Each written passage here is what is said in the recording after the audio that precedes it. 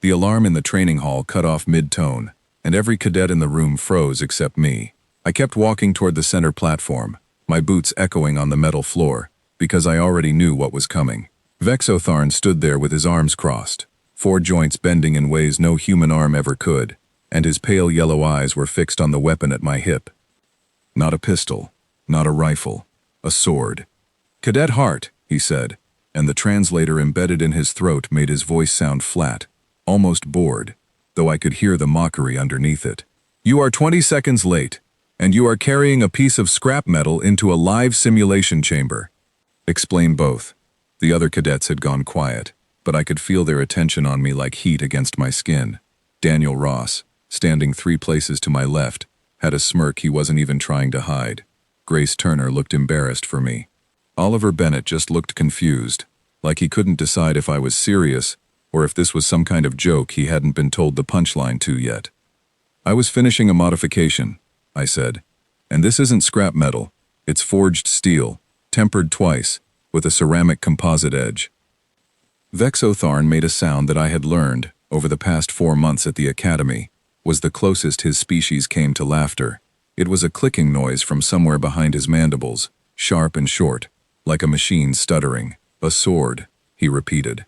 "In the year of the Confederation's 712th cycle, a member of a species applying for provisional fleet status has brought a bladed weapon to a plasma combat simulation."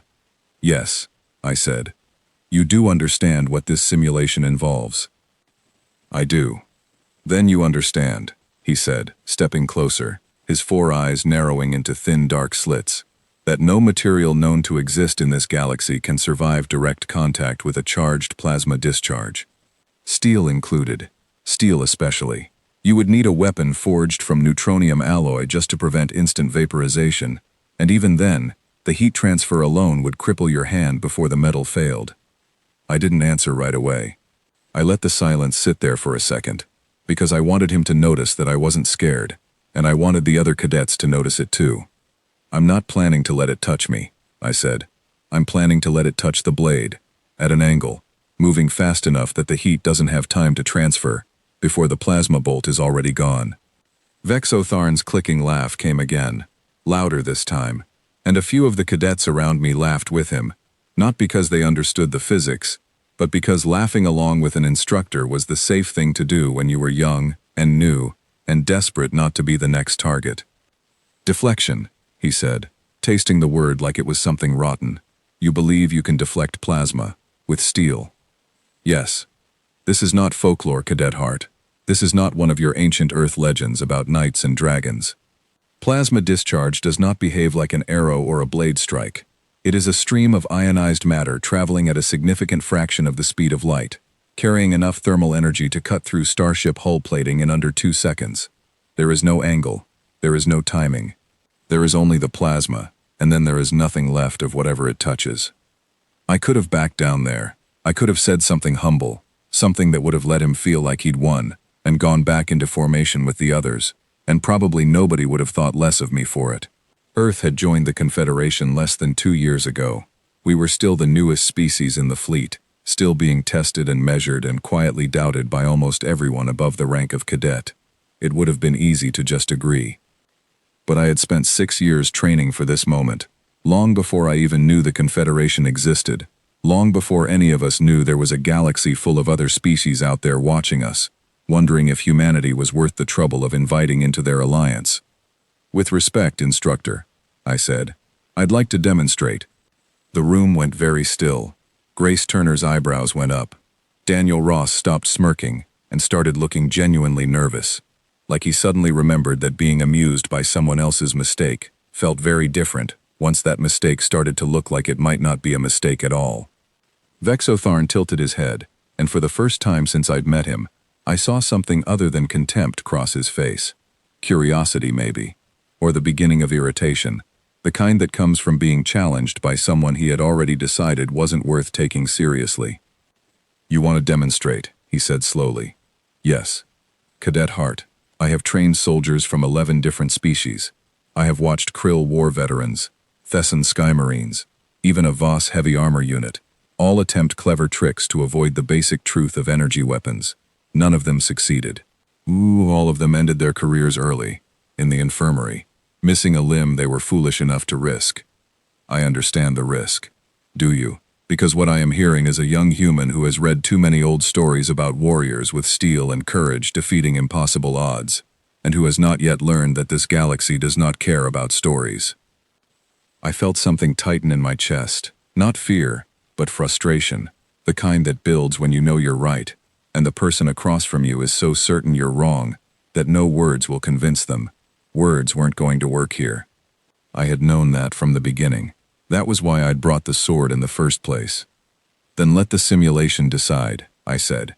Not me, not you, just the physics you keep telling me I don't understand. For a long moment, Vexotharn didn't respond. The other cadets shifted where they stood, glancing between the two of us like they were watching a game they didn't fully understand the rules of, but could tell was suddenly very serious. Somewhere behind me, I heard Oliver Bennett whisper something to Grace Turner, and she shushed him without taking her eyes off the platform. I thought about my grandfather then, for just a second, the way I always did before something important. He had been a fencing instructor back on Earth, one of the old traditionalists who believed that steel and skill still mattered, in a world that had mostly forgotten why. He used to tell me that every weapon has a weakness, and every weakness has an answer, and the trick was never brute force. The trick was always finding the angle nobody else had thought to look for. I had spent years looking for the angle. Very well, Vexotharn said finally, and the clicking laugh had gone out of his voice completely. I will allow this demonstration, Cadet Hart, because I believe it will teach you a lesson far more effectively than any words of mine could. But understand that this simulation chamber uses training-grade plasma emitters, calibrated below lethal thresholds, specifically so that mistakes like the one you are about to make do not end careers before they begin. Understood. You will stand at the marked position. I will fire a single low-intensity bolt. You will not attempt anything foolish beyond simply observing what happens to your weapon. I plan to deflect it, I said again, calmly, because I needed him to hear it clearly, needed there to be no confusion later about what I had claimed and what I had actually done. Vexotharn's mandibles clicked together once, sharply, an expression I still didn't fully understand, but that I was fairly sure meant something close to disbelief, mixed with anger. As you wish. He turned toward the control console at the edge of the platform, his four-fingered hands moving across the interface with practiced speed. The overhead lights dimmed slightly, the way they always did before a live simulation began, and a soft mechanical hum rose from the emitter housing mounted on the far wall, a black cylindrical device about the size of a human torso, with a single dark lens at its center that would soon be glowing with contained plasma. I walked to the marked position on the floor, a faint blue circle etched into the metal, and drew the sword from its sheath. The blade caught the dim overhead light and threw it back in a thin silver line. I had built this sword myself, over 4 months of nights when I should have been sleeping, using an old family design passed down from my grandfather's collection, combined with materials I had studied from salvaged Confederation ship hulls, the same ceramic-laced alloys used in atmospheric re-entry shielding. It wasn't magic. It wasn't some impossible substance that defied the laws of physics. It was simply the right material, shaped the right way, for a very specific and narrow purpose. Deflect, not absorb. Redirect, not block. I settled into a stance my grandfather had taught me before I was even old enough to understand what a plasma weapon was. A low-centered position with my weight balanced evenly between both feet. The sword held at an angle that would let me turn the blade the instant I saw movement in the emitter's lens. Ready when you are, I said. Vexotharn's 4 eyes fixed on me, and for just a moment, I saw something flicker across his alien face that I hadn't expected. Not anger anymore, not amusement either. Something closer to worry. He hesitated with his hand over the console, and I understood, in that instant, that some small part of him had started to consider the possibility that he might be wrong, and that possibility bothered him more than he wanted to admit. But instructors like Vexotharn didn't back down from their own certainty easily, not in front of a room full of watching cadets, not after decades of training soldiers who had all failed the exact test I was about to attempt. Understand, Cadet Hart, he said quietly, that whatever happens next, I am not responsible for your choices. I understand. He pressed the control. The emitter's lens flared to life with a sound like tearing fabric, a bright white-blue light building at its center, and every cadet in the room took an involuntary step backward except me. I stood still, watching the light gather, feeling the strange electric hum of it against my skin, the way the air itself seemed to tighten before the bolt released. I had one chance to prove that I wasn't wrong, that 6 years of training and 4 months of forging and a lifetime of listening to a fencing instructor who believed in things nobody else believed in anymore hadn't all been for nothing. The bolt fired, and I moved. Everything narrowed down to that single moment, the way it always did in training, when the danger was real enough to matter, but not real enough to kill me. The plasma streaking across the room in a line of blinding light, faster than any human reflex should have been able to track, except that I wasn't tracking it with my eyes. I was tracking it the way my grandfather had taught me, watching the emitter itself, reading the angle of the lens, predicting the path before the light even left the housing. I brought the sword up in a shallow arc, angled precisely the way I had calculated 100 times in simulations back on Earth, in my own apartment, in empty training rooms late at night, when nobody was watching to laugh at me. The plasma bolt struck the blade. For a fraction of a second, the entire training hall filled with brilliant white light, and a shower of sparks exploded outward from the point of contact, sharp and bright and utterly silent in the way that only energy discharges could be. I felt the heat of it wash across my face and forearms, intense but brief, gone almost as quickly as it had come. And then the light was gone, and the room was dark again, and I was still standing. I looked down at the sword in my hands. The edge glowed faintly orange along a narrow line where the plasma had made contact, already cooling, the ceramic composite doing exactly what I had designed it to do. Not melted, not destroyed, scorched but whole. Across the room, embedded in the reinforced wall panel that had been directly behind me, a fresh burn mark smoked quietly where the deflected bolt had finally spent itself. Nobody said anything. I looked up at Vexotharn, and for the first time since I had met him, the alien instructor had nothing to say either. His 4 eyes were fixed on the sword in my hands, then on the scorch mark on the wall, then back to the sword, as if he were trying to make the 2 pieces of information fit together in a way that made sense, inside a mind that had spent decades believing something else entirely. That, he said finally, his voice quieter than I had ever heard it, should not have been possible. I sheathed the sword, slowly, deliberately, and let the silence stretch out just a little longer before I spoke. With respect, instructor, I said. I told you it was. Behind me, I heard someone exhale, a long, shaky breath that I realized belonged to Grace Turner, who had apparently been holding it the entire time. Daniel Ross was staring at me, with an expression that had nothing left of his earlier smirk in it. Oliver Bennett just kept looking back and forth between me and the wall, like he couldn't decide which detail to be more confused about. Vexotharn straightened, composing himself, and I could see him searching for an explanation, some flaw in the simulation, some reason why what he had just watched didn't actually mean what it seemed to mean. A single low-intensity discharge, he said, more to himself than to me. A calibration error, perhaps. The emitter has not been serviced in. Then test it again, I said. Higher intensity this time. I'll do it again. His eyes snapped back to me, sharp and searching, and I held his gaze without flinching, because I needed him to understand that this wasn't luck, wasn't a fluke, wasn't some accident of timing that would never repeat itself. This was 6 years of my life. This was every night I had spent forging steel while other cadets slept. This was the answer to a question that a galaxy full of advanced species had apparently stopped asking a long time ago. Certain they already knew everything there was to know about how energy weapons worked, and what could or couldn't stand against them. Vexotharn's mandibles clicked together, slower this time, thoughtful instead of mocking. Very well, Cadet Hart, he said. Let us see if you can do it twice. And somewhere behind that careful, controlled alien voice, I thought I could hear something else creeping in underneath it, something that hadn't been there when this had all started. The beginning of doubt. Vexotharn's hands moved across the console again, faster this time, and I noticed the small tremor in his fingers that hadn't been there before. He was recalculating something, adjusting settings, and I understood without being told that he intended to make the next test harder. Not to be cruel, to be certain. "Cadet Hart," he said without looking up, "the discharge you just deflected was calibrated at 15% of standard combat intensity. I am increasing it to 40%. Behind me, I heard Grace Turner suck in a sharp breath. Daniel Ross muttered something under his breath that sounded like a warning, though whether it was meant for me or for himself, I couldn't tell.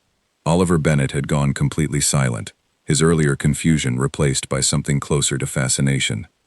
40%, I repeated, keeping my voice level. "Understood. You do not have to attempt this," Vexotharn said, and for the first time, there was no mockery in his tone at all. It was almost gentle, in the strange clicking cadence of his translated voice. "You have already demonstrated something unusual. There is no shame in stopping here." I appreciated the offer, in a strange way. It told me that whatever he had believed about humans when this had started, some small part of that belief had already cracked. But stopping now would leave too much room for doubt, too much space for him and everyone else in this room to convince themselves that what they had just seen was some kind of fluke, an accident of timing that would never happen the same way twice. "I'd like to continue," I said.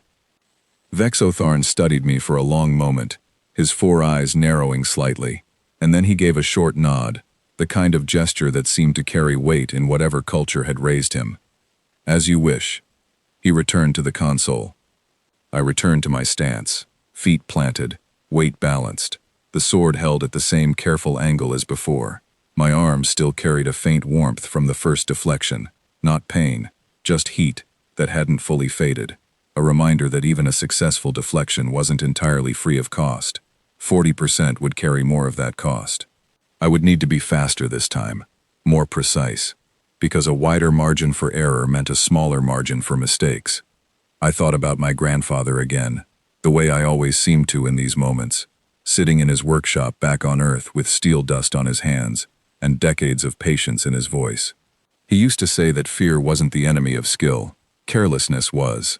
Fear, when it was properly respected, sharpened your attention instead of dulling it. I let that thought settle into my chest, let the tension in my shoulders become focus instead of dread. "Ready," I said.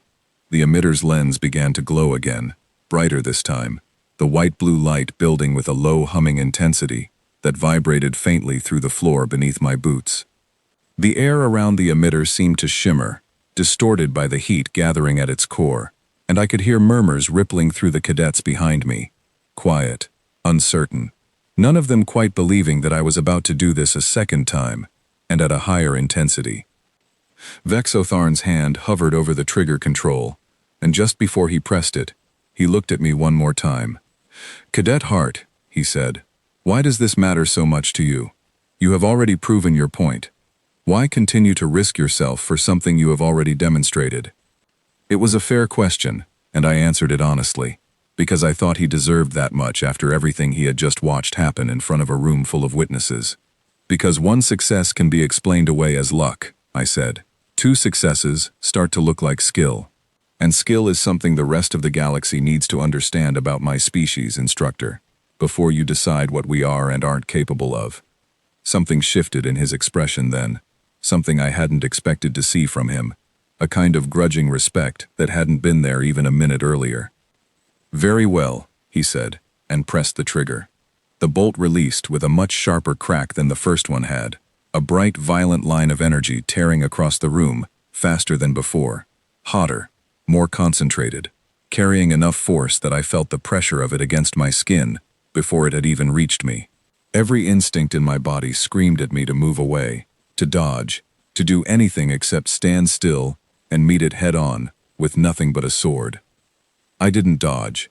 I turned the blade at the exact angle I had calculated, adjusting for the increased velocity, the increased heat, timing my movement a fraction of a second earlier than before, because I knew this bolt would close the distance faster.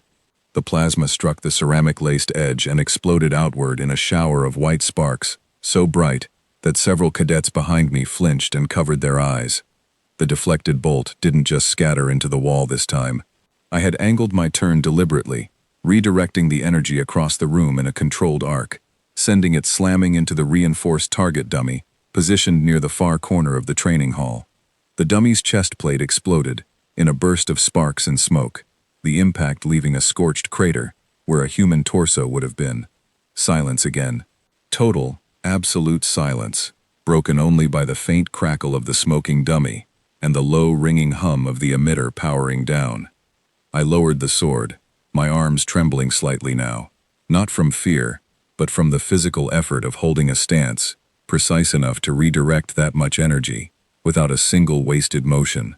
A thin line of heat ran along my forearm where a stray spark had caught bare skin. Nothing serious, just a mild reddening that would fade within the hour, but it was there. Proof that this wasn't some effortless magic trick. It cost something. It always would.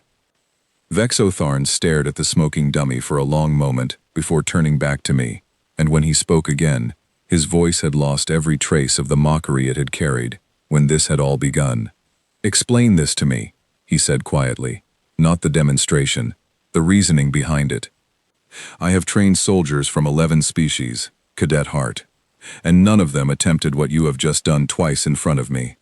I want to understand why." I sheathed the sword and took a breath, aware that every cadet in the room was listening now, not laughing anymore, not smirking, just listening. "Humans don't have natural weapons," I said. "No claws, no venom, no armored hide, no wings, no natural camouflage, nothing built into our bodies that could survive an encounter with almost anything on our own planet that actually wanted to hurt us. For most of our history, every other apex predator on Earth was faster than us, stronger than us, better armed than us, in every physical sense that mattered." Vexotharn tilted his head slightly, listening, and I continued. "So, we survived by doing the one thing none of those predators could do. We thought. We built tools instead of growing claws. We passed down knowledge instead of relying on instinct alone. Every generation took whatever their parents had figured out and pushed it a little further, refined it a little more, because the alternative was extinction. That habit didn't stop when we developed technology. It just changed shape. And this sword," Vexotharn said slowly, "is an extension of that habit." "It's the newest version of a very old idea," I said. "My grandfather was a fencing instructor. He spent his whole life studying blade work that most people on Earth considered obsolete, a tradition from an era before firearms even existed. But the principle behind it never became obsolete. Not really. Every weapon has a weakness. Every weakness has an answer. You just have to be patient enough and stubborn enough to find it. Plasma discharge is not a blade," Vexotharn said, though there was no longer any real challenge in his voice, only genuine curiosity now. "It behaves according to entirely different physical principles." "It does," I agreed, "but the underlying idea is the same. A plasma bolt isn't invincible just because it's made of superheated ionized matter instead of steel. It still follows physical laws. It still travels along a predictable path once it leaves the emitter. It still transfers heat over time, not instantly. If you understand the timing, understand the angle, understand exactly how much contact time the material can survive before failure, you can work within those laws instead of trying to break them." Vexotharn was quiet for a long moment, his 4 eyes fixed somewhere just past my shoulder, as if he were replaying the entire demonstration in his mind and testing it against everything he thought he knew. "Your species has only been part of this confederation for less than 2 of your years," he said finally. "You arrived with primitive interstellar technology by our standards, weapons that most of the older member species consider almost quaint, and yet you walk into my training hall and demonstrate something that soldiers from far more advanced civilizations have never even attempted, let alone succeeded at." "We're not more advanced," I said. "We're just more stubborn. There's a difference." For the first time since I had met him, Vexotharn made a sound that wasn't the sharp clicking laugh of mockery. It was softer, quieter, almost thoughtful. "Perhaps," he said, "there is less difference than you think." Behind me, I heard the training hall doors slide open, and I turned to see 2 more instructors entering, both wearing the deep green uniform of the Academy's senior staff, their expressions carrying the particular blend of skepticism and curiosity that I was beginning to recognize as the default reaction whenever humans did something the rest of the galaxy hadn't expected. One of them, a tall, lean figure with mottled gray skin and narrow reflective eyes, stepped forward and addressed Vexotharn directly, ignoring me entirely for the moment. "We received an alert from this training hall's energy monitoring system," the newcomer said. "Two unscheduled discharge events, both well above standard cadet exercise parameters. What exactly is happening here?" Vexotharn glanced at me, and for just a moment, I thought I saw something that might have been the beginning of pride, though I couldn't be entirely sure, given how unfamiliar I still was with reading alien expressions. "Senior Instructor Kell," he said, "I believe you should see this for yourself." Kell's narrow eyes moved to me, taking in the sword at my hip with an expression I couldn't quite read, somewhere between disbelief and calculation. "The human," Kell said. "The one with the blade." "Cadet Amelia Hart," Vexotharn confirmed. "She has just deflected 2 live plasma discharges, the second at 40% standard combat intensity, using nothing but a bladed melee weapon of her own design." Kell's gaze sharpened, and behind him, the second instructor, a shorter, broader figure with dark blue scales along his jaw, let out a low sound that might have been surprise or might have been something closer to alarm. "That is not possible," Kell said, echoing the exact words Vexotharn himself had used less than 10 minutes earlier. "I said the same thing," Vexotharn replied. "I was wrong." The words hung in the air, and I felt something settle in my chest, a quiet satisfaction that had nothing to do with pride, and everything to do with the simple relief of being taken seriously, for the first time since arriving at this academy. But underneath that relief, I felt something else too, something colder, a growing awareness that this moment wasn't going to stay contained to one training hall for very long. Kell turned to face me directly, his narrow eyes studying me with an intensity that made me want to stand a little straighter. "Cadet Hart," he said, "I would like you to repeat this demonstration for a formal review panel, not a training exercise, a genuine combat evaluation, using equipment calibrated to actual field standards rather than academy training limits." I felt a small flicker of something that might have been fear, quickly buried beneath the same stubborn resolve that had carried me through every night of forging steel back on Earth, every morning of training alone in empty rooms, every year of preparing for a moment I hadn't even known would come. "I understand the risk," I said. "I am not certain you do," Kell said, not unkindly, but with a gravity that made the training hall feel suddenly much smaller. "Field standard plasma discharge carries lethal thresholds well beyond anything you have faced today. A single miscalculation, a fraction of a second of poor timing, and there will be no recovery from the consequences." I thought about my grandfather one last time, the way his hands had trembled slightly in his final years, but never once wavered when he held a blade, the way he used to tell me that courage wasn't the absence of fear, but the decision to act anyway, because some things mattered more than the fear did. "When would this evaluation take place?" I asked. Kell exchanged a glance with Vexotharn, some silent communication passing between them that I couldn't fully interpret, and when he looked back at me, there was something in his expression that hadn't been there before. Not doubt anymore, something closer to anticipation. "Tomorrow," he said, "and Cadet Hart, I would advise you to rest well tonight. I suspect tomorrow will determine a great deal more than your own personal standing at this academy." I didn't fully understand what he meant by that, not yet, but the weight in his voice told me it mattered, and as the training hall slowly emptied around me, cadets whispering to each other in tight, urgent voices, I found myself staring down at the sword at my hip, thinking about everything that had led me to this exact moment, and wondering just how much bigger this was about to become. News in a place like the Academy traveled faster than any ship in the Confederation fleet, and by the time I reached my quarters that evening, my communicator was already buzzing with messages from cadets I barely knew, asking if the stories were true. I ignored most of them, sat on the edge of my bunk, and stared at the sword resting across my knees, running my thumb along the faint scorch marks etched into the ceramic edge. A knock came at my door before I had a chance to fully process everything that had happened. "Come in," I said. Grace Turner stepped inside, still wearing her training uniform, her dark hair pulled back tightly the way it always was after a long day. She had been in my cohort since the very first week, one of the few cadets who had never laughed at me for the sword, even before anyone had a reason not to. Everyone's talking about it, she said, closing the door behind her. Daniel already told half the barracks you deflected a combat-grade bolt, which isn't even true yet. But nobody's bothering to correct him. It will be true tomorrow, I said, if I don't get myself killed first. Grace sat down across from me, her expression serious in a way that told me she hadn't come here just to gossip. Amelia, do you actually understand what a field standard evaluation means? I looked it up after Vexotharn's report went out. Those discharge levels aren't calibrated for training accidents. They're calibrated for actual combat scenarios. If your timing is off by even a fraction of a second. I know, I said quietly. Do you? Because from where I'm sitting, it looks like you've spent the last few months proving a point that maybe didn't need proving. You already showed Vexotharn he was wrong. Why push it further?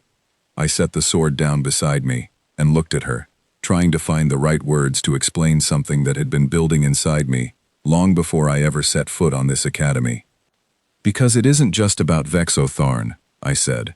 It's about every instructor here who looks at humans and sees a species that got lucky with fusion technology a few centuries after everyone else figured it out.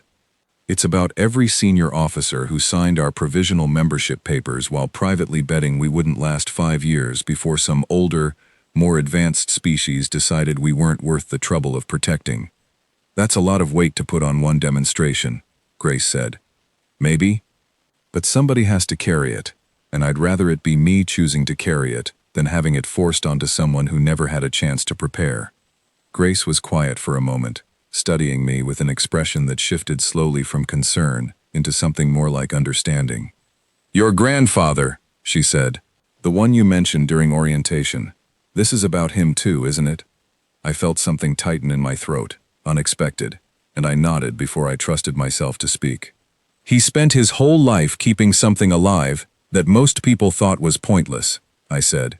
An old tradition nobody needed anymore in a world full of guns and now, apparently, plasma weapons.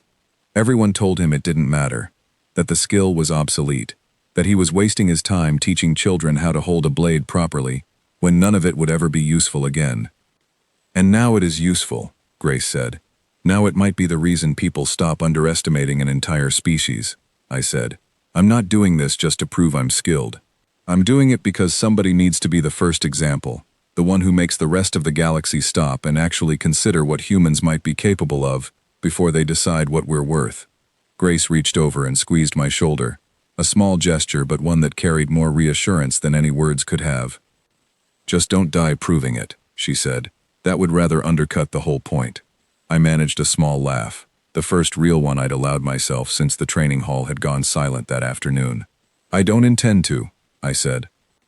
After she left, I spent the rest of the evening running maintenance checks on the sword, inspecting every inch of the blade under the small workshop lamp I kept in my quarters, checking for hairline stress fractures in the ceramic composite that might have formed during the 2 deflections earlier that day.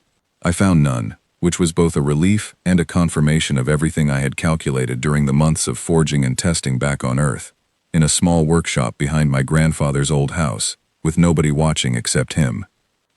I thought about that workshop as I worked, the smell of heated metal and machine oil, the sound of his voice correcting my stance for the 1000th time, even though his own hands had grown too weak by then to hold a blade for more than a few minutes.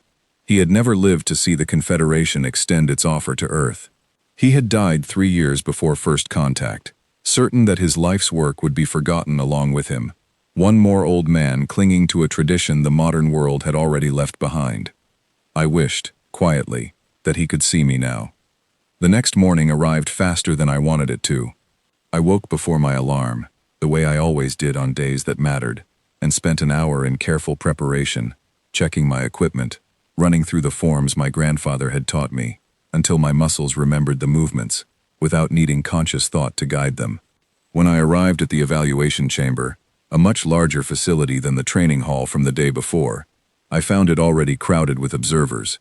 Senior Instructor Kell stood near the central console alongside Vexotharn, and beside them stood a figure I didn't recognize, tall and imposing, wearing the deep crimson uniform of Confederation Fleet Command, rather than Academy Instructor greens.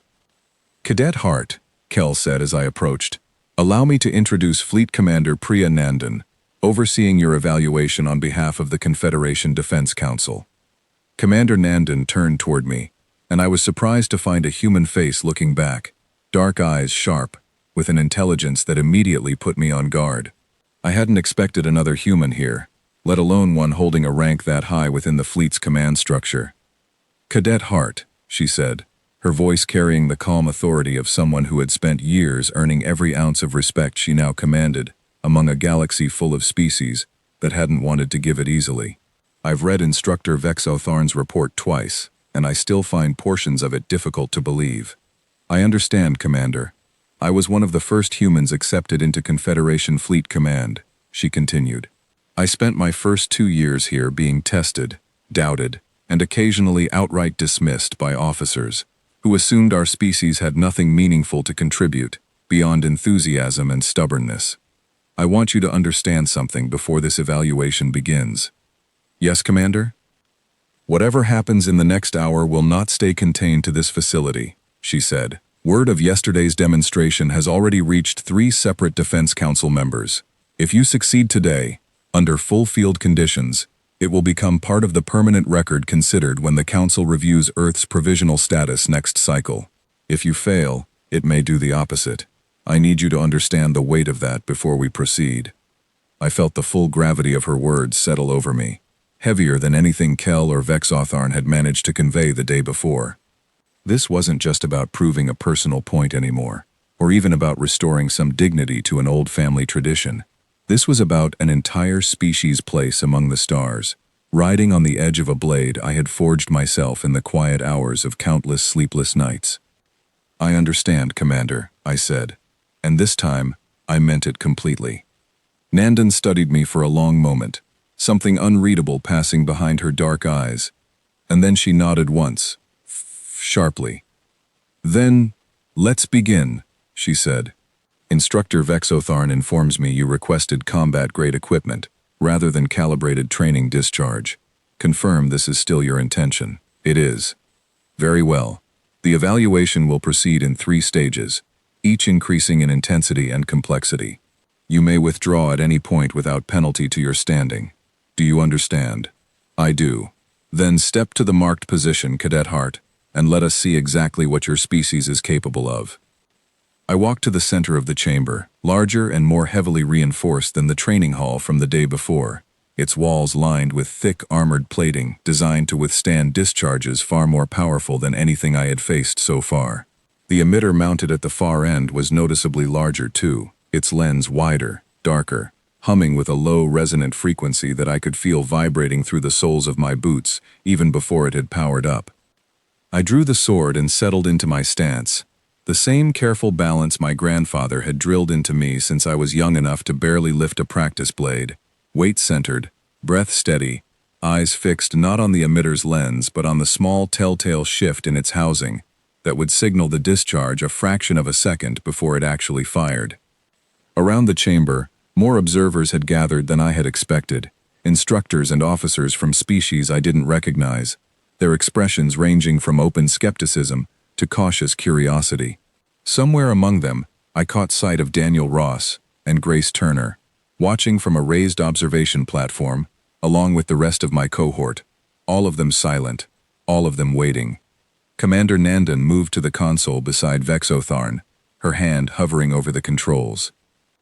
"Stage 1, she said, her voice carrying clearly through the chamber's acoustics. "Standard field intensity. Single discharge." I tightened my grip on the sword, felt the familiar weight of it settle into my palms, and took one final steadying breath. "Ready," I said. The emitter's lens began to glow. The bolt released with a sound sharper and louder than anything I had faced the day before, a crack that echoed off the reinforced walls, like distant thunder, compressed into a single violent instant.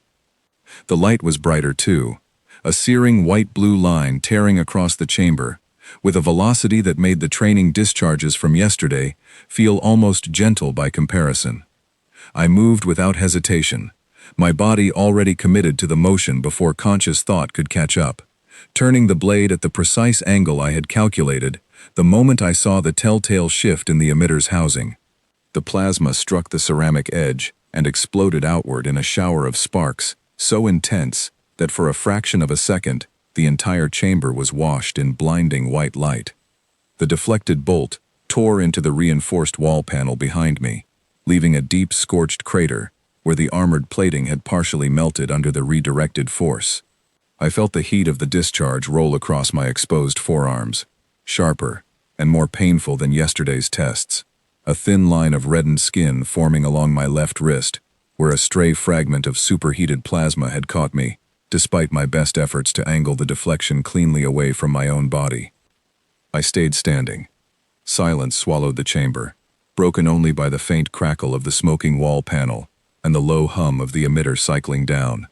I lowered the sword slowly, my arms trembling now not from fear, but from the sheer physical strain of holding a stance precise enough to survive contact with field-standard plasma discharge, and looked up to find every single observer in the chamber staring at me in absolute silence. Commander Nandan was the first to speak, her voice quieter than before, carrying a note of something that might have been disbelief mixed with quiet satisfaction. "Confirmed," she said, more to the recording equipment than to anyone in the room. "Cadet Hart has successfully deflected a Stage 1 field-standard discharge using a bladed melee weapon." Vexotharn stood beside her, his 4 eyes fixed on the scorched wall panel, and I saw something pass across his face that I hadn't expected to see from him again after yesterday.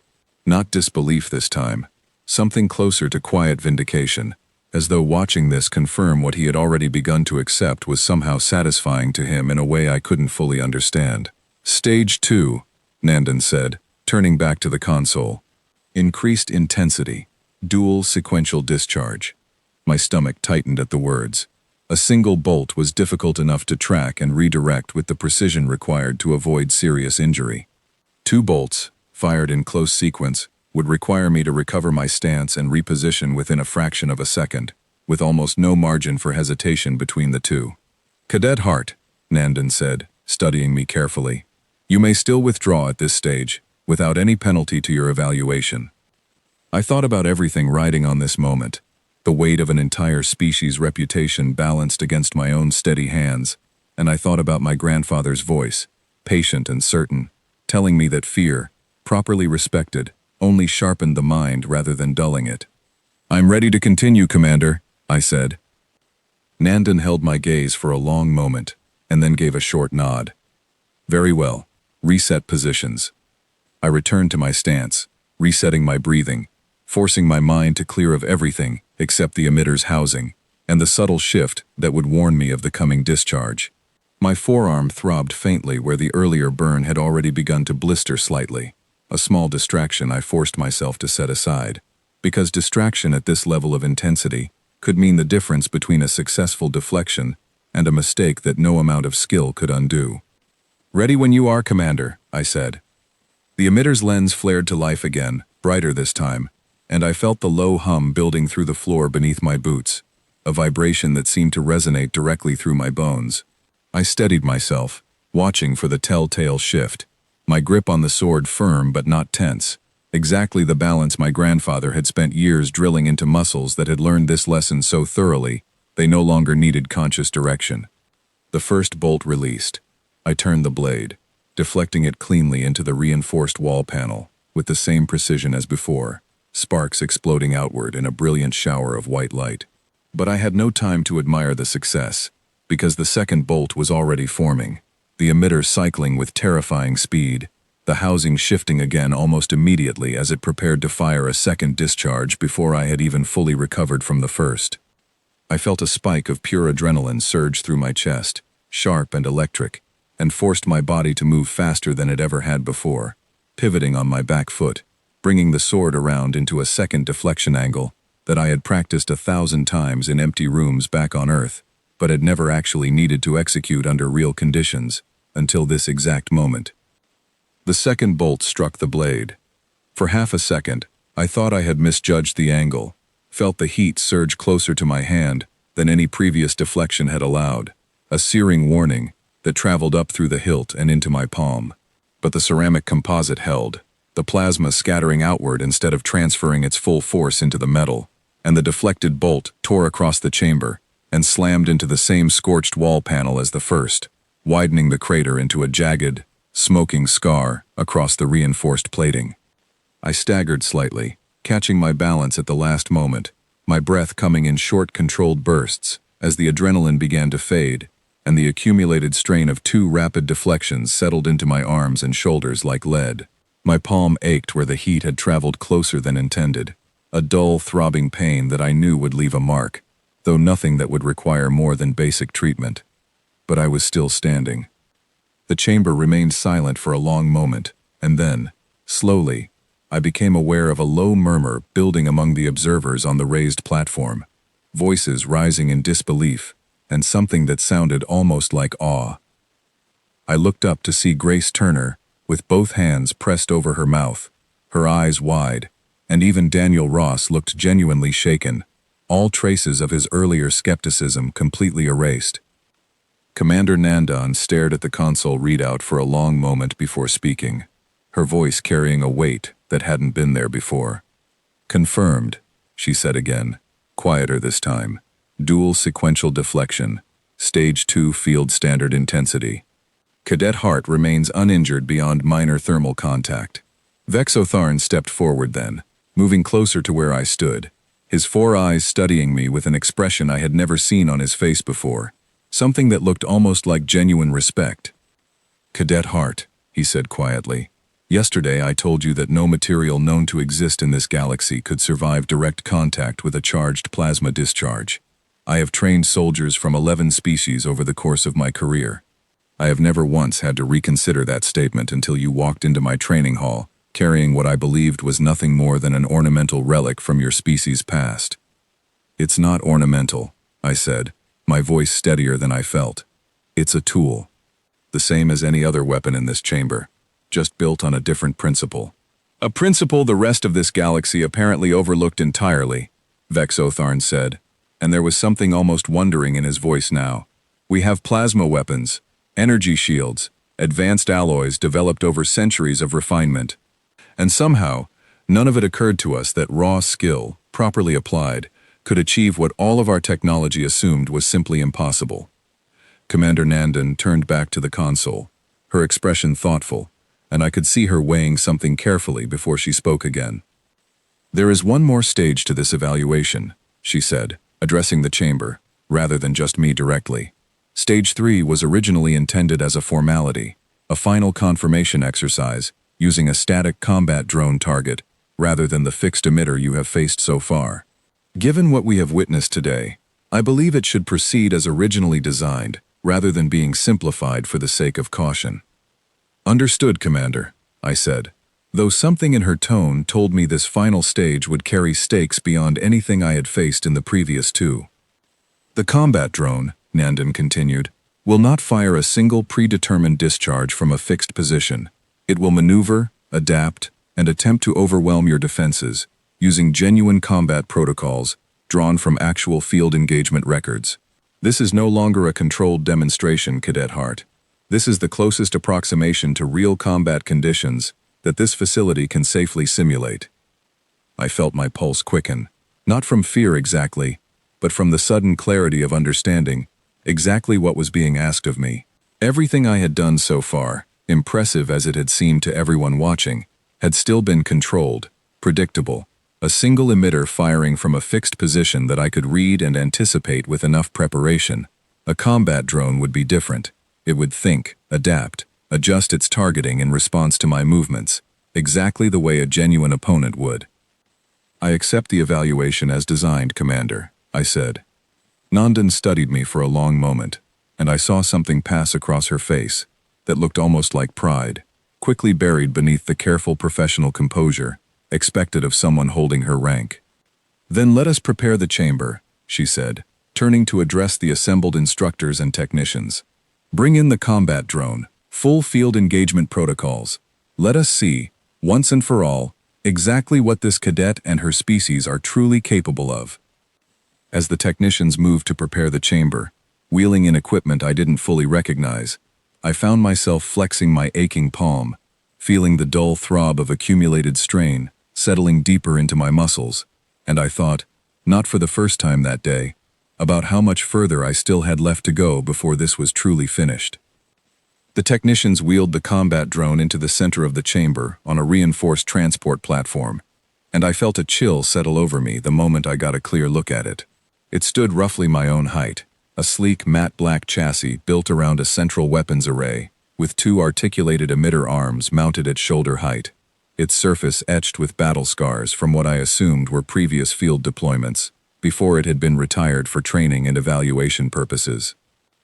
"This unit," Commander Nandan said, walking a slow circle around the drone as the technicians finished their final calibration checks, "was decommissioned from active fleet service 8 cycles ago, after sustaining damage during a border skirmish. Its combat protocols remain fully intact and unmodified. It will engage you exactly as it would engage any hostile target in genuine field conditions." "Understood, Commander," I said, though my eyes were fixed on the twin emitter arms, imagining the discharge pattern they were capable of producing, wondering how different it would feel to face a target that could adjust its firing angle in response to my own movements, rather than simply repeating the same predetermined trajectory. Vexotharn approached me, while the technicians made their final adjustments, his 4 eyes studying my face with an intensity that felt different from anything I had seen from him before, less clinical, more genuinely concerned. "Cadet Hart," he said quietly, low enough that only I could hear him over the ambient noise of the chamber, "I want you to understand something before this stage begins." "Yes, Instructor?"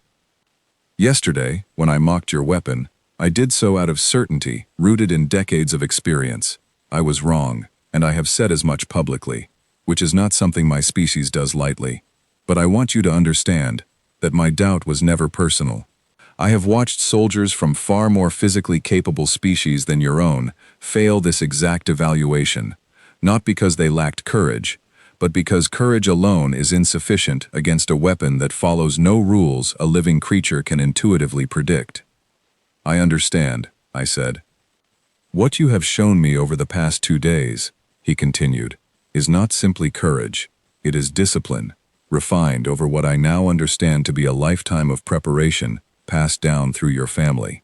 That discipline has carried you through 2 stages of this evaluation. But a combat drone introduces variables that no amount of preparation against a fixed emitter can fully account for. It will attempt to break your rhythm. It will fire at angles designed specifically to counter predictable defensive patterns. I need you to understand this is genuinely dangerous, Cadet Hart, in a way the previous stages, difficult as they were, could not fully replicate." I appreciated his honesty, more than I could easily express in the moment, because I understood that this warning came not from doubt in my abilities, but from genuine concern for my safety, a concern that would have seemed impossible from him only 2 days earlier. "Thank you, Instructor," I said. "I intend to be careful, but I also intend to finish this." Vexotharn studied me a moment longer, and then made a small gesture I had come to recognize over the past 2 days as his species equivalent of a nod, respectful and final. "Then I wish you steady hands, Cadet Hart," he said, and stepped back to join Commander Nandan near the observation console. I turned my attention to the drone, running through the same mental preparation my grandfather had drilled into me since childhood, clearing my mind of everything except the immediate task ahead, the weight of the sword in my hands, the careful balance of my stance, the steady rhythm of my breathing.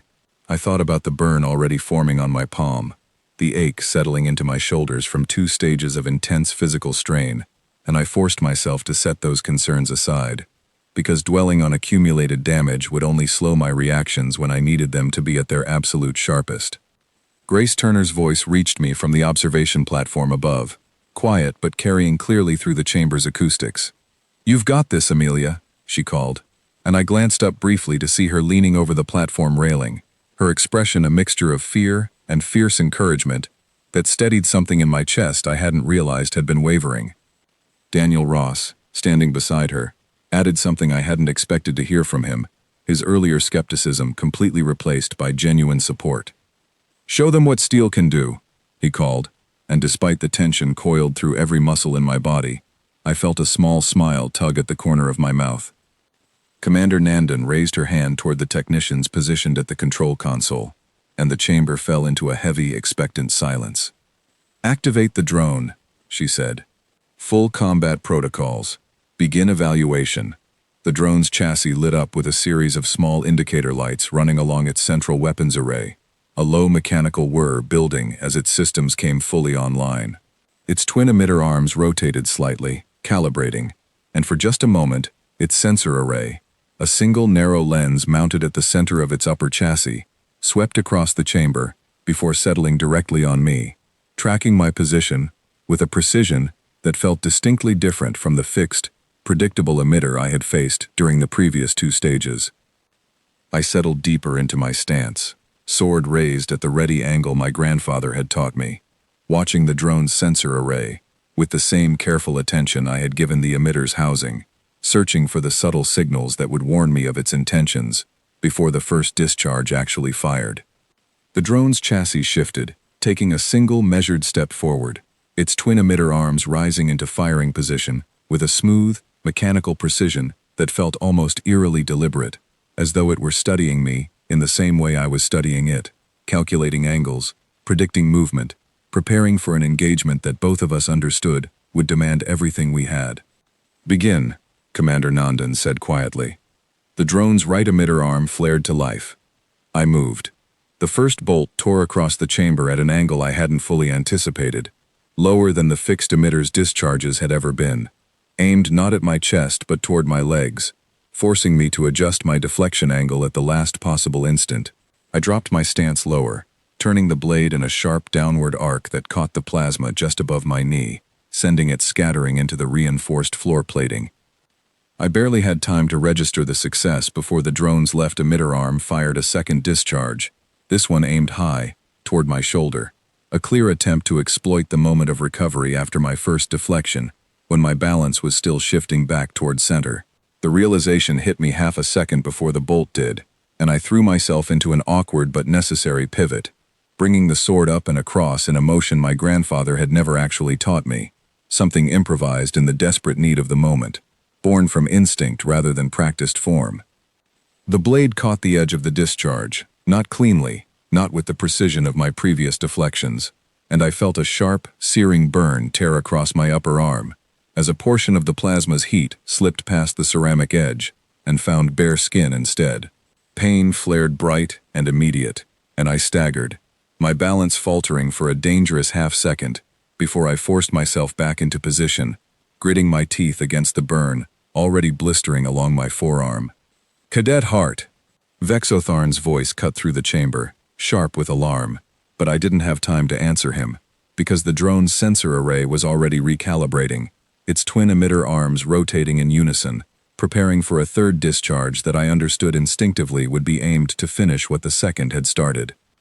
I forced the pain in my arm into the back of my mind, the way my grandfather had taught me during countless hours of practice that had left bruises and minor injuries I'd never once complained about, because complaining had never once made the pain smaller, only the focus weaker.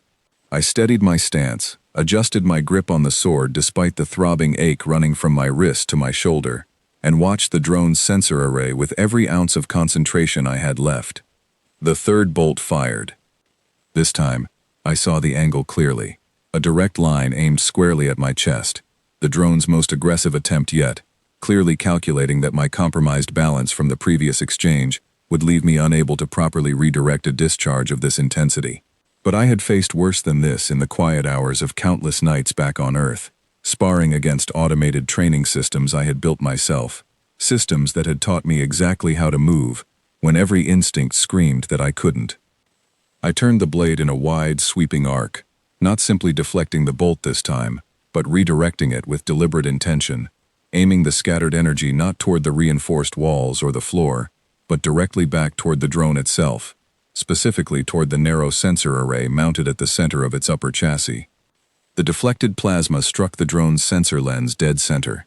The explosion of sparks was immediate and violent, the drone's chassis lurching backward as its central sensor array shattered under the redirected force, sparks and smoke pouring from the damaged housing as its twin emitter arms froze mid-rotation, the low mechanical whir of its systems sputtering into silence. The drone's chassis swayed once, twice, and then collapsed onto the reinforced floor plating, with a heavy metallic crash that echoed through the sudden, absolute silence of the chamber. I stood there, sword still raised, chest heaving with exertion, blood pounding in my ears, loud enough that for a moment, I couldn't hear anything else at all. My arm throbbed with a deep, searing pain that I knew would need proper medical attention, the blistered burn along my forearm already swelling slightly beneath my torn sleeve. But the drone was down, disabled, its sensor array destroyed by nothing more than steel and ceramic and years of stubborn, patient preparation. For a long moment, nobody in the chamber moved. Then Commander Nandan's voice broke the silence, quieter than I had ever heard it, carrying a weight that seemed to settle over the entire room like a physical presence. "Confirmed," she said. "Stage 3 complete. Combat drone disabled. Cadet Hart has sustained minor to moderate thermal injury but remains conscious and functional." I lowered the sword slowly, my arms trembling from a combination of adrenaline, exhaustion, and pain that I could no longer fully ignore now that the immediate danger had passed. Vexotharn was already moving toward me, his 4 eyes wide with something that looked genuinely like alarm, and behind him, I saw 2 medical technicians hurrying forward with a portable treatment kit. "Cadet Hart," Vexotharn said, reaching me first, his voice carrying an urgency I hadn't heard from him before. "Your arm." "I'm fine," I said, though the words came out shakier than I intended, the adrenaline beginning to fade and leave the full weight of the pain settling in behind it. "You are not fine," he said firmly, guiding me toward a bench along the chamber wall as the medical technicians arrived, already working to carefully cut away the torn sleeve of my uniform to examine the burn beneath. "You sustained a partial thermal breach during the second exchange. That is a genuine injury, Cadet Hart, not a minor inconvenience to be dismissed." I sat down heavily, letting the technicians work, gritting my teeth as they applied a cooling compound to the blistered skin along my forearm, the sharp initial sting giving way to a numbing relief within seconds. I looked up to find Grace Turner and Daniel Ross hurrying down from the observation platform, both of their expressions a mixture of relief and lingering shock. "You did it," Grace said, kneeling beside the bench, her eyes bright with something that looked suspiciously like unshed tears. "Amelia, you actually did it." "Barely," I admitted, wincing as the technician adjusted the wrapping around my arm. "That second shot almost had me." "But it didn't," Daniel said, and there was nothing left of his earlier skepticism in his voice at all, only genuine, unguarded admiration. "You still finished it. You disabled a combat drone with a sword, Amelia. Do you understand how insane that sounds?" "I'm starting to," I said, managing a tired smile despite the throbbing ache in my arm. Commander Nandan approached then, her expression carefully composed but carrying an undertone of something that looked almost like genuine wonder, an emotion I suspected she rarely allowed herself to show openly in front of subordinates. "Cadet Hart," she said, "I have overseen dozens of field evaluations during my career within Confederation Fleet Command. I have never witnessed anything quite like what you have just demonstrated across these 3 stages." "Thank you, Commander," I said. "This was not luck," she continued, addressing not just me now but the gathered instructors and cadets who had remained in the chamber, watching with expressions ranging from awe to quiet reflection. "This was skill, cultivated over years of deliberate, patient training, applied with a discipline that many far more physically capable species have failed to demonstrate under identical evaluation conditions. What Cadet Hart has shown us today is not simply that a human can survive contact with plasma discharge. It is that human ingenuity, when properly cultivated, can overcome disadvantages that an entire galaxy of advanced species assumed were simply insurmountable." Vexotharn stepped forward then, his 4 eyes moving from Nandan to me, and when he spoke, his voice carried a gravity I hadn't heard from him even during the tensest moments of the past 2 days. "Cadet Hart," he said, "2 days ago, I laughed at your weapon. I told you, in front of your entire cohort, that steel could not deflect plasma, that you were clinging to an outdated tradition with no place in modern combat. I was wrong, and I believe the lesson I have learned from you extends far beyond simple physics." "What lesson is that, Instructor?" I asked, genuinely curious now. "That certainty, however well earned through decades of experience, can still blind us to possibilities we have not bothered to imagine," he said. "I have trained soldiers from 11 species, Cadet Hart, And in all that time, I never once considered that the answer to overwhelming force might not be greater force in return, but patience, precision, and a willingness to work within the very limitations that force imposes, rather than trying to overpower them entirely. I sat there, my arm throbbing beneath its fresh bandaging, surrounded by cadets and instructors whose expressions had shifted so completely from the mockery and doubt of 2 days earlier that it felt almost surreal, and I thought, quietly, about how far this single moment might travel beyond the walls of this chamber. Commander Nandan seemed to be thinking something similar, because when she spoke again, her voice carried a note of quiet significance that made the entire chamber fall silent once more. "I intend to submit a full report of today's evaluation to the Confederation Defense Council," she said, "not simply as a record of one cadet's individual achievement, Cadet Hart, but as evidence relevant to Earth's provisional membership review next cycle. What you have demonstrated today speaks to something the Council has been quietly debating since humanity's arrival among the stars, whether your species possesses genuine value beyond simple enthusiasm and stubborn persistence." "And what do you believe now, Commander?" I asked. Nandan studied me for a long moment, something thoughtful and quietly proud settling across her features. "I believe," she said slowly, "that this galaxy is about to learn a lesson it did not know it needed to learn, and I suspect, Cadet Hart, that you have only just begun teaching it." The medical technicians finished treating my arm within the hour, cleaning and sealing the burn with a regenerative compound that would leave nothing but a faint discoloration once it fully healed, a small permanent reminder of the price this demonstration had carried. I sat quietly on the bench long after most of the observers had filed out of the chamber, watching the drone's damaged chassis being carefully collected by a small team of technicians, its shattered sensor array still smoking faintly, where the deflected plasma had torn through it. Vexotharn remained behind after everyone else had gone, standing near the bench with his 4 eyes fixed thoughtfully on the disabled drone rather than on me. "May I ask you something, Cadet Hart?" he said finally. "Of course, Instructor." "When you first arrived at this academy, carrying that weapon, did you already anticipate that this moment would come? The evaluation, the Council's attention, everything that has unfolded over these past 2 days?" I considered the question carefully before answering, because it deserved an honest response rather than a convenient one. "I hoped for it," I said. "I didn't know exactly how it would happen, or when, but I knew that eventually, somebody would need proof, something undeniable enough that words alone couldn't dismiss it. I just didn't expect it to happen quite this quickly." "Your grandfather," Vexotharn said, "the one who trained you. I would be curious to learn more about him, if you are willing to share." I found myself smiling faintly, despite the ache still lingering in my arm. "He spent his whole life keeping something alive that most people thought was pointless," I said. "He used to tell me that every generation inherits problems their ancestors couldn't solve, and every generation has a responsibility to push a little further before passing those problems along. He never lived to see Earth join the Confederation, but I think, somehow, he already understood that skill like his would matter again someday, even if he never knew exactly how." Vexotharn was quiet for a long moment, and when he spoke again, his voice carried something I hadn't expected to hear from him, a note of genuine humility that felt entirely foreign to the instructor who had mocked my weapon only 2 days earlier. "I have spent my entire career believing that technology alone determined a species' worth within this confederation," he said. "Advanced weapons, advanced ships, advanced defensive systems. I never once considered that the deciding factor might be something far simpler and far harder to measure: persistence. The refusal to accept that a problem has no solution simply because nobody has found one yet." "That's most of human history, Instructor," I said. "We've never had the biggest claws or the toughest hide.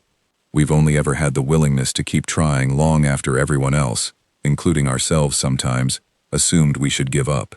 He made the small nodding gesture again, respectful and final, and then turned to leave the chamber, pausing once at the threshold to look back at me. "I believe your species is going to make this galaxy very uncomfortable, Cadet Hart," he said. "And I suspect, given what I have witnessed these past 2 days, that discomfort may prove to be exactly what this Confederation needs." Word of the evaluation spread through the Academy within hours, and by the following week, I learned from Commander Nandan herself that the report had already reached beyond the Defense Council, circulating quietly among fleet commanders and diplomatic staff across multiple member worlds. Cadets from other cohorts began approaching me in the corridors, asking questions about the sword, about my grandfather's techniques, about whether other humans back on Earth might be developing similar approaches to problems the rest of the galaxy had assumed were already fully solved.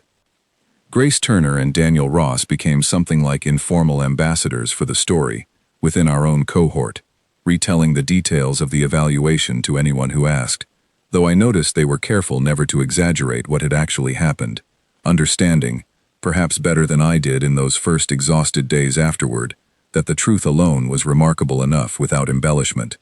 3 weeks later, I received a formal summons to a private meeting with Commander Nandan, held not in the training facility, but in a small conference room within the Academy's administrative wing, a space reserved for discussions of genuine consequence, rather than routine cadet matters.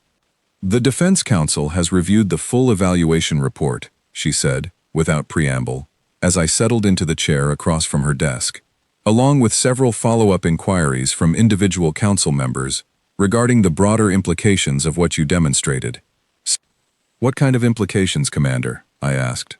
"Several member species have expressed interest in studying your grandfather's techniques more formally," she said. "Not simply as a curiosity, Cadet Hart, but as a genuine area of tactical research. There is growing recognition within certain circles of the fleet that our reliance on technological superiority alone may have created blind spots in our broader combat doctrine, weaknesses that a sufficiently skilled and determined opponent could potentially exploit." "You mean humans specifically?" I said. "I mean any species willing to approach old problems with genuinely new thinking," Nandan said. "But yes, Cadet Hart, your species in particular seems to possess a talent for exactly that kind of thinking, born, I suspect, from precisely the evolutionary disadvantages you described to Instructor Vexotharn during your first demonstration. Necessity has always been an effective teacher, and humanity has faced more necessity than most species that have achieved interstellar travel." I sat with that thought for a long moment, considering everything that had unfolded since I had first walked into that training hall, carrying a sword that everyone assumed was nothing more than sentimental nonsense. "What happens now, Commander?" I asked. "Now," she said, "you continue your training, same as any other cadet, though I suspect your instructors will approach your education somewhat differently going forward. And beyond that, Cadet Hart, I suspect this galaxy is going to spend a great deal of time reconsidering assumptions it has held for a very long time about what makes a species formidable." I left that meeting with a strange, quiet weight settling over me. Not quite pride, not quite apprehension, but something in between, an awareness that I had become part of something far larger than a single training exercise or a single evaluation, something that would continue unfolding long after I had finished my own time at this academy. Months later, stationed aboard my first active assignment following graduation, a modest patrol vessel called the Halcyon Reach, operating along the Confederation's outer border, I found myself thinking often about that first conversation with Vexotharn, his confident certainty that steel could never deflect plasma, his genuine bewilderment when that certainty proved false. I had learned, in the time since, that similar stories were beginning to circulate quietly across other Confederation worlds, other humans finding their own answers to problems that older, more advanced species had long since stopped questioning, each discovery small on its own, but accumulating steadily into something the rest of the galaxy was only beginning to recognize as a genuine pattern rather than a series of isolated coincidences.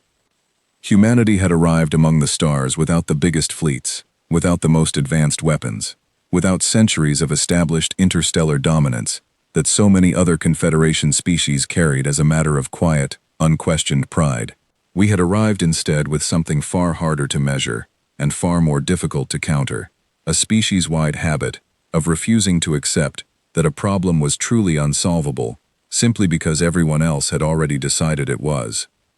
I kept the sword with me always, its ceramic edge bearing faint scorch marks that told a story words alone could never fully capture, a quiet reminder of everything my grandfather had taught me, and everything that single training hall demonstration had set in motion across a galaxy that was only just beginning to understand what humanity truly meant by persistence. The instructor had laughed, once, in a training hall that felt impossibly distant now, certain that steel could never stand against plasma. He had been wrong.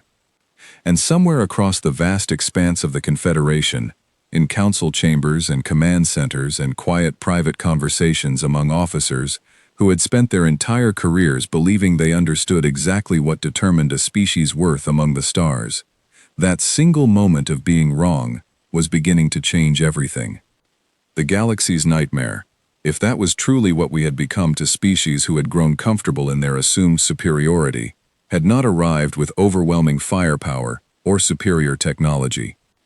It had arrived quietly, carrying an old steel blade forged by a grandfather who never lived to see it matter, wielded by a granddaughter who refused to accept that some traditions were simply too old to still be useful. And it had only just begun.